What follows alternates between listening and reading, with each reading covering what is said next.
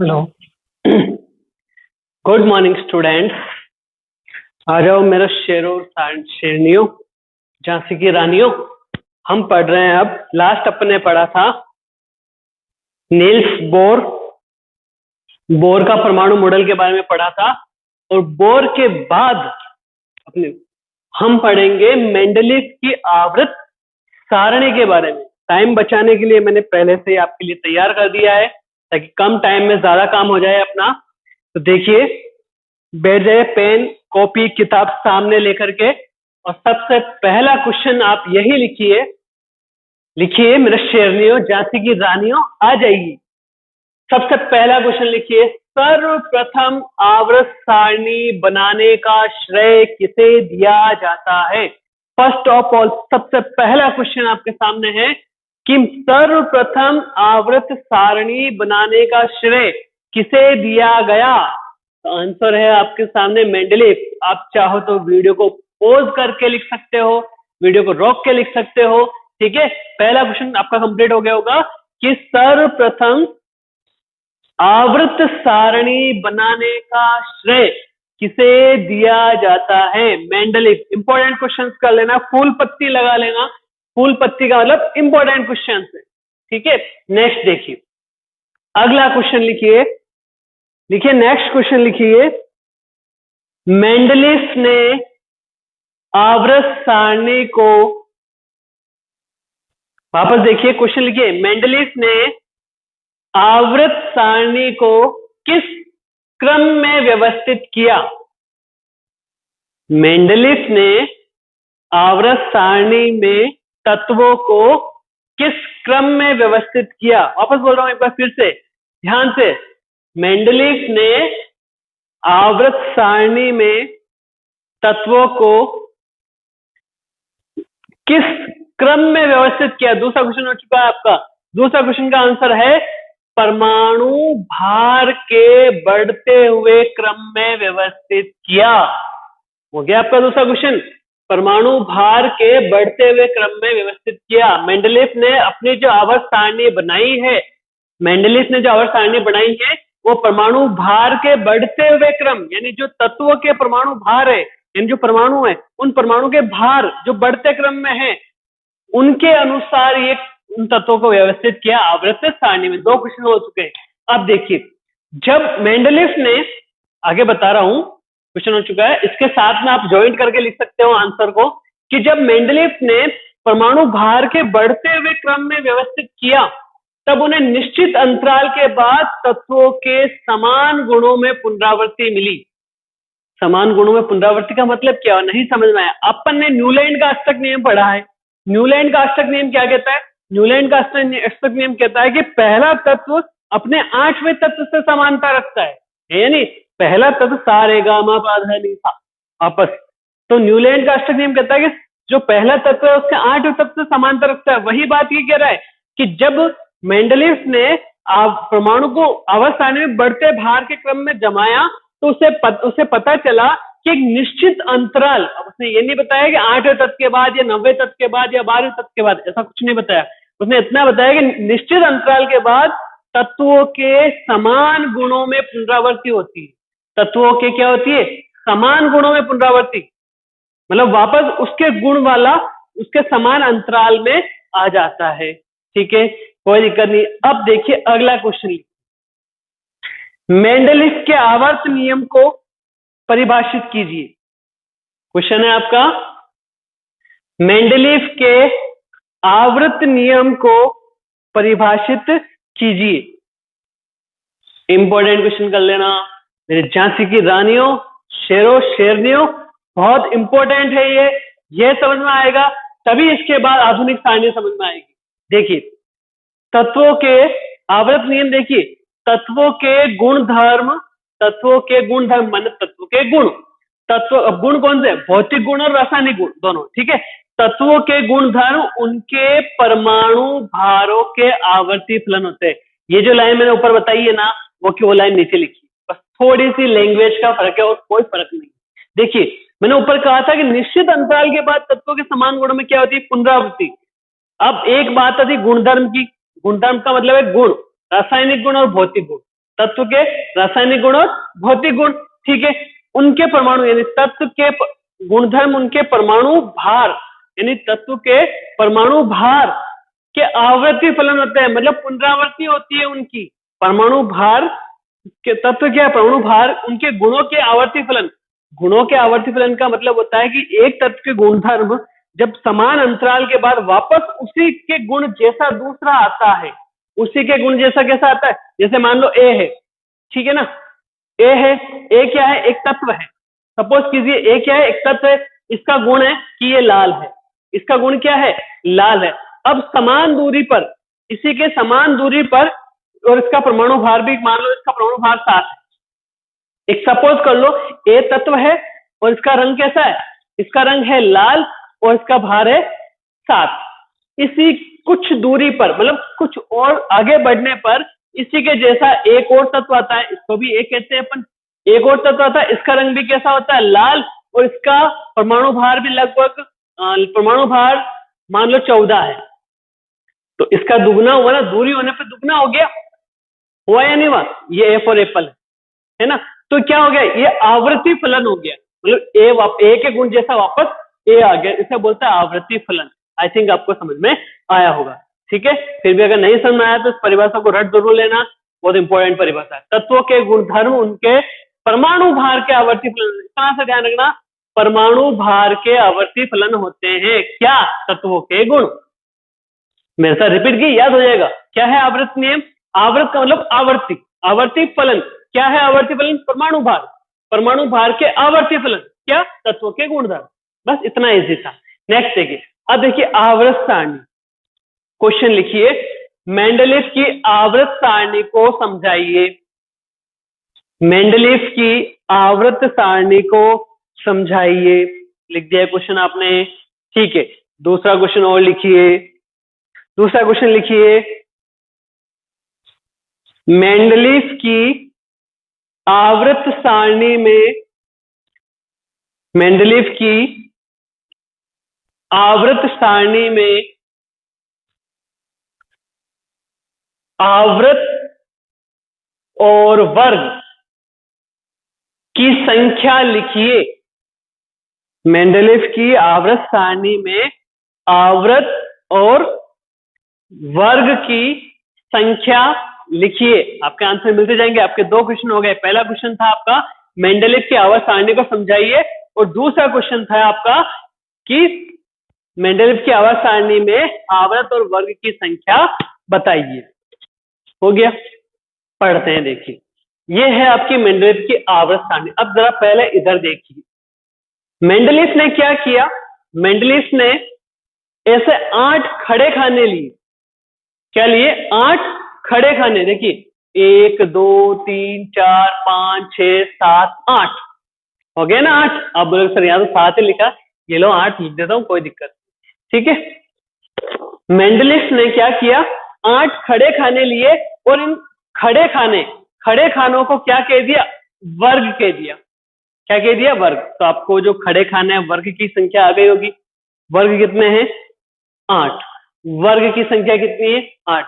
खड़े खाने को क्या कहा, ऐसे लंबे खाने, ऐसे खड़े खाने। स्तंभ, क्या नाम याद रखो, स्तंभ। स्तंभ माने खंबे। खंबे कितने, 1 2 3 4 5 6 7 8। कितने खंबे, 7। यानी वर्ग की संख्या कितनी हो गई, 7, ठीक है।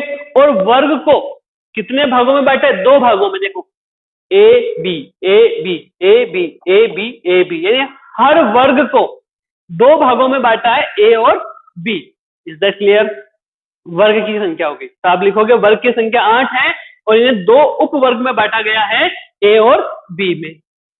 अब आपसे पूछा आवृत, आवृत की संख्या कितनी। आवृत कहते हैं क्षैतिज, क्षैतिज माने आड़े खाने, आड़े क्षैतिज पंक्तियां। कौन सी, क्षैतिज। एक ऐसे 1 2 3 4 5 6, कितने हैं क्षैतिज आवृत में, 6 आवृत है। कितने आवृत है, 6। इनको भी 2 श्रेणी में बांटा है, first second first second first second, ठीक है। अब इधर देखिए आवर्त सारणी क्या है, आवर्त सारणी में ऊर्ध्वाधर स्तंभ, ऊर्ध्वाधर का मतलब खड़े लंबे, ऊर्ध्वाधर स्तंभ को वर्ग नाम दिया। मेंडलीव ने आवर्त सारणी में ऊर्ध्वाधर स्तंभ कितने बताए? 8। 8 ऊर्ध्वाधर स्तंभ रखे। इन्हें क्या कहा? वर्ग नाम दिया। मेंडलीफ ने अपनी आवर्त सारणी में ऊर्ध्वाधर स्तंभ रखे, 8 रखे, इनकी संख्या 8 है और इन्हें वर्ग कहा। और इन वर्ग को दो उप वर्ग में बांटा, ए और बी में। क्लियर हो जाएगा आपका। फिर देखिए क्षैतिज पंक्तियां। मेंडलीफ की आवर्त सारणी में 6 क्षैतिज पंक्तियां पाई जाती है या फिर 6 क्षैतिज पंक्तियां होती है जिन्हें आवृत कहा जाता है। इन्हें भी 2 श्रेणियों में बांटा है, फर्स्ट श्रेणी और सेकंड श्रेणी। 2 बातें हो गई। आप बोलोगे सर इसमें 8 है, 7 तक तो आपने ए बी लिख दिया, 8वां क्या है? तो 8वां उस समय तक क्या हुआ? उत्कृष्ट गैसों की खोज नहीं हुई थी। मेंडलीफ के टाइम उत्कृष्ट गैसों की खोज नहीं हुई थी, लेकिन मेंडलीफ ने क्या किया? उन्हें उत्कृष्ट गैसों के लिए स्थान छोड़ दिया। इसलिए इसे क्या कहा गया? शून्य वर्ग। क्या कहा गया? शून्य वर्ग। शून्य वर्ग में उत्कृष्ट गैसों को रखा गया। देखिए उत्कृष्ट गैसों को शून्य वर्ग में रखा गया क्योंकि उस समय तक उत्कृष्ट गैसों की किसी की खोज नहीं हुई थी। नेक्स्ट देखिए, फिर क्या कहा इसकी आवर्त सारणी में? इसकी आवर्त सारणी में देखिए मैंने हाइड्रोजन हीलियम गैस है, इसलिए इसको नहीं रखा। Lithium, beryllium, boron, carbon, nitrogen, oxygen, chlorine, neon gas है। Sodium, magnesium, aluminium, silicon, phosphorus, sulphur, chlorine. आगे फिर गैसें आ जाएगी, इसलिए ऑर्गन भी क्या है? गैस है। तो अब क्या हुआ? जितनी भी गैस है उन सबको रखा शून्य वर्ग में। ठीक है, आगे आप लिखो तो भी ठीक है, नहीं लिखो तो भी ठीक, कोई दिक्कत नहीं, अपना काम इससे ही बन जाएगा। आपको 8 खड़े खाने लेने हैं, 6 आड़े खाने लेने, और हाइड्रोजन से लेकर क्लोरीन तक के परमाणु क्रमांक याद करने, इससे अपना काम हो जाएगा। ये आपकी मेंडलीफ की आवर्त सारणी बन जाएगी। तो मेंडलीफ ने क्या किया कि समान भौतिक गुणधर्म वाले तत्वों को एक ही वर्ग में रखा। अब समान भौतिक गुणधर्म वाले तत्वों को उसने क्या करा? एक ही गुणधर्म। इसे याद रखना, समान गुणधर्म वाले तत्व को समान वर्ग में रखा, समान रासायनिक गुणधर्म वाले तत्व को एक ही वर्ग में रखा। बात है कि भौतिक गुणधर्म वालों को एक तरफ, रासायनिक गुणधर्म वालों को एक वर्ग, भौतिक गुण वालों को एक वर्ग में और रासायनिक गुण वालों को एक वर्ग में रखा। और कुछ तत्वों के लिए रिक्त स्थान भी छोड़े उसने। उस समय मेंडलीफ ने कुछ ऐसे तत्वों के लिए स्थान छोड़े जो उस समय खोजे नहीं गए। एक तो उत्कर्ष गैसों के लिए ऑलरेडी स्थान छोड़ दिया उसने, उसके अलावा भी कुछ स्थान ऐसे छोड़े जिसके लिए और जिनकी खोज नहीं की गई थी। तो मेंडलीफ ने उस समय भविष्यवाणी करी थी कि भविष्य में 3 तत्व प्राप्त होंगे, एका बोरोन, एका एल्यूमिनियम, एका सिलिकॉन। तो इन 3 के लिए मेंडलीफ ने क्या छोड़े? रिक्त स्थान छोड़े, और उसकी भविष्यवाणी भी सच हुई और उन्हें 3 तत्व मिले। और 3 तत्व कौन से? एका बोरोन, एका एल्यूमिनियम, एका सिलिकॉन। इनके नाम चेंज है, तत्व वही है, स्कैंडियम, गैलियम और जर्मेनियम। स्कैंडियम, गैलियम और जर्मेनियम, यानी एका बोरोन का नाम है स्कैंडियम, एका एल्यूमिनियम का गैलियम और एका सिलिकॉन का जर्मेनियम। जो भविष्यवाणी उसने करी थी 3 तत्वों की, वही तत्व आगे जाकर सत्याग्रह सिद्ध हुए, सच उसकी भविष्यवाणी सच हुई। अब देखिए मेंडलीफ की आवर्त सारणी की कमियां क्या रही। क्वेश्चन लिख लीजिए, मेंडलीफ की आवर्त सारणी की कमियां लिखिए। देखिए मेंडलीफ की आवर्त सारणी की कमियां हैं, परमाणु भार के बढ़ते क्रम का पालन नहीं हुआ। जबकि पहली चीज यही है मेंडलीफ की आवर्त सारणी की, मेंडलीफ की आवर्त सारणी की पहली चीज ये है कि परमाणु भार के बढ़ते हुए क्रम में रखा गया, परमाणु भार के बढ़ते हुए क्रम में रखा गया। लेकिन इसकी सबसे बड़ी कमी क्या रही कि परमाणु भार के बढ़ते क्रम का पालन नहीं किया गया। मतलब कहीं कहीं पर परमाणु भार के क्रम को तोड़ दिया गया। कहां पे तोड़ा? यहां देखिए, ये टेलियम और ये आयोडाइन, इसका परमाणु भार 127 है, इसका परमाणु भार 126 है। तो 126 पहले आना चाहिए था, 127 बाद में आना चाहिए था, है या नहीं? लेकिन 127 को पहले लिखा, 126 को बाद में लिखा। तो यहां परमाणु भार का पालन नहीं हुआ। अब क्यों नहीं हुआ? क्योंकि आयोडीन के जो गुण है, इस आयोडीन के गुण जो है इस 7वें वर्ग से समानता रखता है। इस आयोडाइन, यहां क्रम क्यों तोड़ा? अगर इसको यहां रख देते तो छठे वर्ग से तो समानता थी नहीं इसकी, आयोडीन की समानता थी 7वें वर्ग से, इसलिए इसे परमाणु भार के क्रम को तोड़ा गया। आई थिंक क्लियर हो गया। आपसे ऐसा क्वेश्चन पूछा जा सकता है, हालांकि नहीं पूछेगा, फिर भी अगर ध्यान रखना कि इनका क्रम क्यों तोड़ा गया, क्योंकि आयोडीन जो है वो 7वें वर्ग से समानता रखता है। पहली बात तो ये क्लियर हो गई। दूसरी चीज, समान गुण वाले तत्वों को अलग अलग वर्ग में रखा गया। कहीं कहीं पर ऐसा आया कि जो समान गुण वाले होते हैं उन तत्वों को अलग अलग रख दिया, और जो असमान गुण वाले तत्व है उनको एक साथ रख दिया। दूसरी चीज।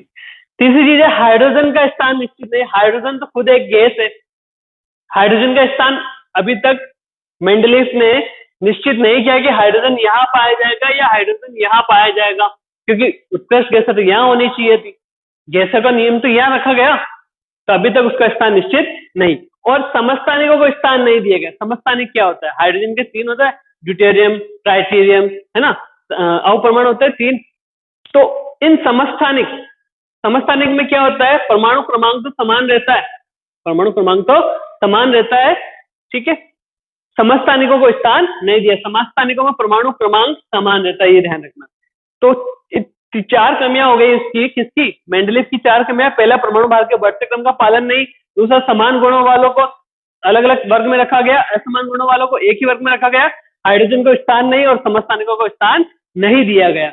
ये हो गया आपके मेंडलीफ की आवर्त सारणी। अगर क्वेश्चन आए मेंडलीफ की आवर्त सारणी को समझाइए, तो आपको पूरा समझाना पड़ेगा। और अगर क्वेश्चन आए तो टुकड़ों में क्वेश्चन आए, टुकड़ों में क्वेश्चन कैसे है? मेंडलीफ की आवर्त सारणी की कमियां लिखिए, मेंडलीफ का आवर्त सारणी सर्वप्रथम आवर्त सारणी बनाने के लिए किसको दिया जाता है, मेंडलीफ ने अपनी आवर्त सारणी किस क्रम में व्यवस्थित करी, है ना, आवर्त नियम क्या है, आवर्त सारणी में कितने वर्ग पाए जाते हैं, आवर्त सारणी में कितने आवर्त पाए जाते हैं, ठीक है। ये क्वेश्चन, और एक क्वेश्चन ये भी पूछा जा सकता है कि मेंडलीफ ने कौन से 3 तत्वों की भविष्यवाणी करी थी? तो दोनों, ये एका बोरॉन, एका हेलियम, एका सेलेनियम, यानी स्कैंडियम, गैलियम और जर्मेनियम आपको नाम लिखना होगा। ये होगी आपकी मेंडलीफ की आवर्त सारणी। नेक्स्ट वीडियो में अपन पढ़ेंगे आधुनिक सारणी। किसकी? आधुनिक आवर्त सारणी।